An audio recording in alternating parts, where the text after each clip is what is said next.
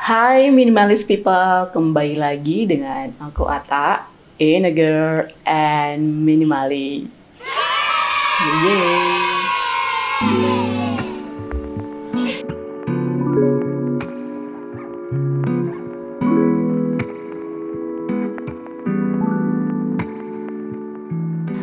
Kadang-kadang ketika aku ngobrol dengan teman aku dan mereka yang udah pada tahu ya kalau aku itu mulai hidup minimalis, maka akan muncul topik pembicaraan seperti ini. Minimalis itu kayaknya nggak cocok deh buat aku.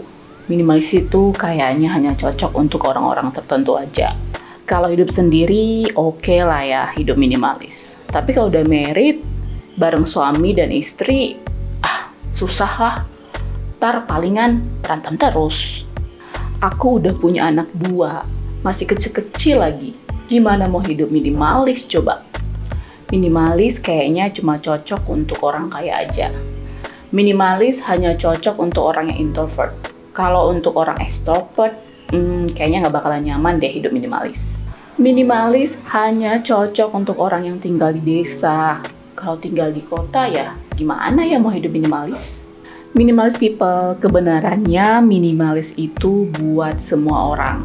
Dan di video kali ini aku akan berusaha untuk membantu menjelaskan kenapa minimalis itu cocok buat kamu dan buat siapa aja. Oh ya, ternyata banyak dari kalian yang nonton video yang aku upload belum subscribe, bahkan lebih dari 80%. So, don't forget to subscribe ya.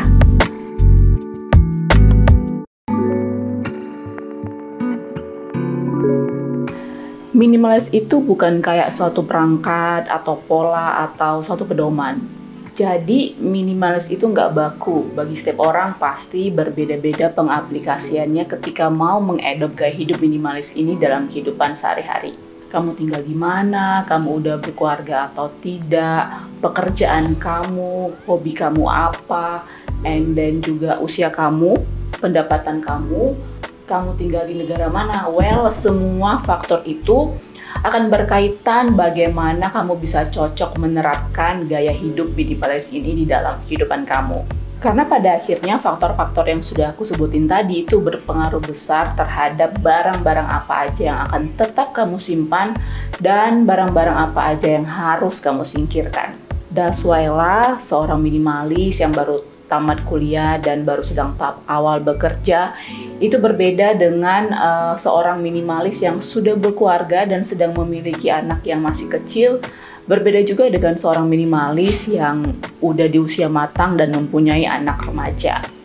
Atau berbeda juga dengan seorang minimalis yang tinggal di Indonesia dengan 2 musim yang ada, dengan minimalis yang tinggal di negara Eropa yang memiliki 4 musim di negara mereka.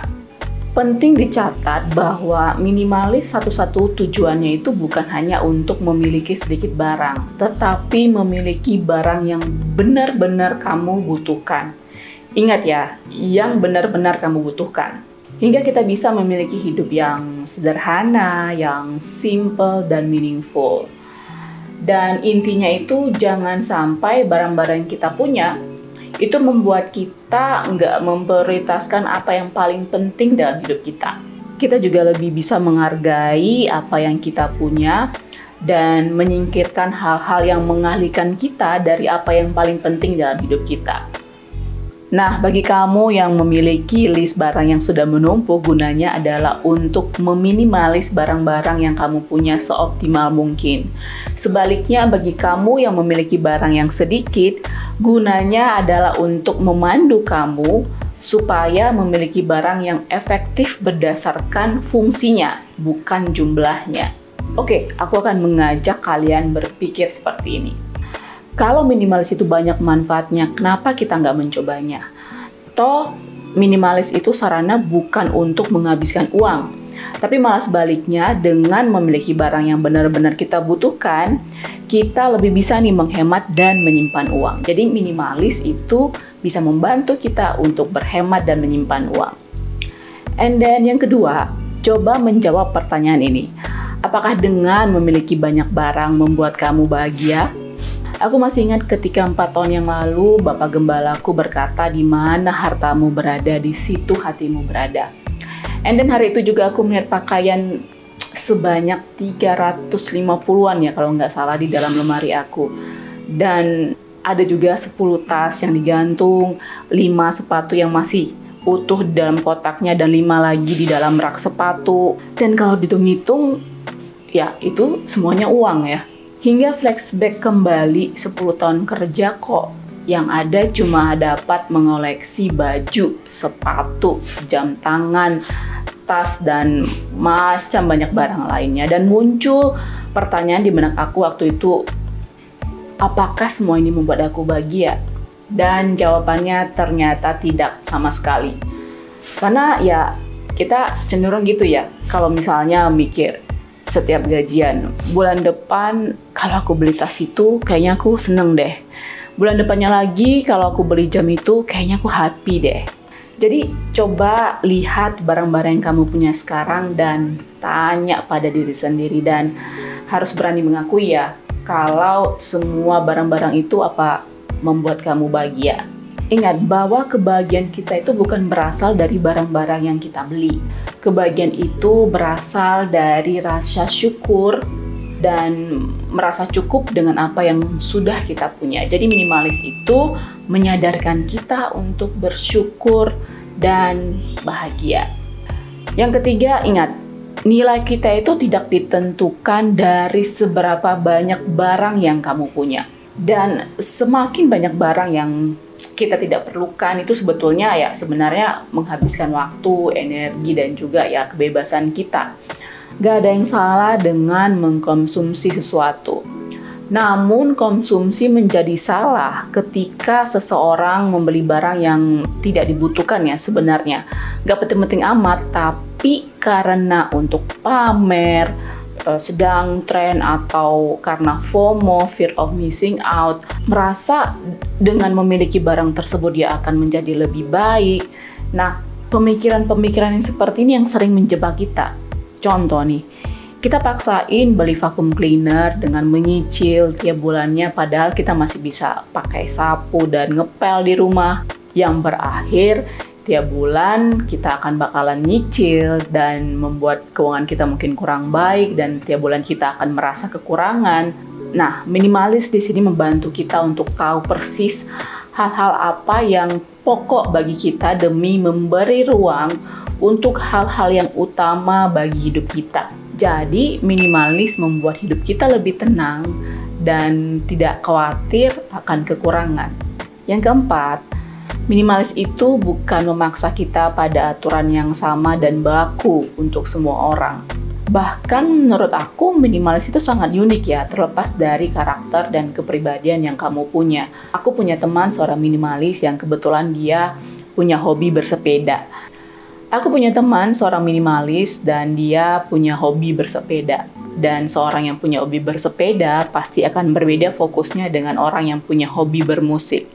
Kalau kita melihat dari kacamata minimalis, orang yang punya hobi bersepeda akan fokus mengoleksi, mengumpulkan, dan membeli hal-hal yang berbau dengan hobinya. Dan dia nggak bakalan mengoleksi atau membeli barang yang berkaitan dengan musik atau membeli tas-tas mahal, karena itu nggak berkaitan sama sekali dengan hobinya yang bersepeda. Dan minimalis di sini membantunya untuk tidak ke-distract dengan hal-hal lain yang tidak berkaitan dengan hobinya. Jadi minimalis membantunya untuk memilih-milih sesuai dengan kebutuhan yang berkaitan dengan hobinya. Dan di saat memang nggak terlalu penting, ya dia nggak akan membelinya. Dan ketika dia butuh barang itu, dia akan belajar untuk DIY, untuk do it yourself. Hingga membuat dia ya, kalau aku lihat sih semakin kreatif ya. Jadi minimalis itu nggak kaku dan akan membuat kita lebih menjadi orang yang lebih kreatif. Contoh sama halnya dengan aku yang memiliki pakaian sedikit. Hal ini mengajar aku untuk agar lebih kreatif, biar supaya tetap fashionable dan trendy dengan memadupadankan pakaian-pakaian yang sudah aku punya. Yang kelima, kenal Mark Zuckerberg dong dengan kaos polos yang sering dia pakai dan masih memilih mobil Volkswagen yang lama.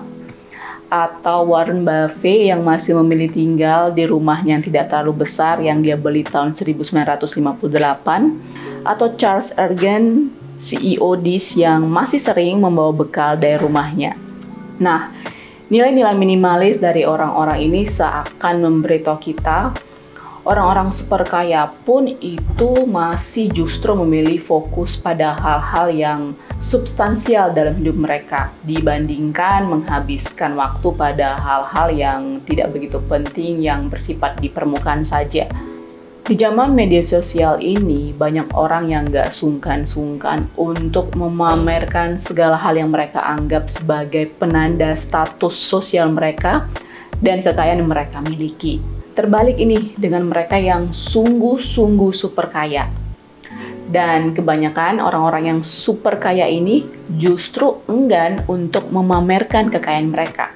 Malah mereka lebih bersifat sederhana dan rendah hati.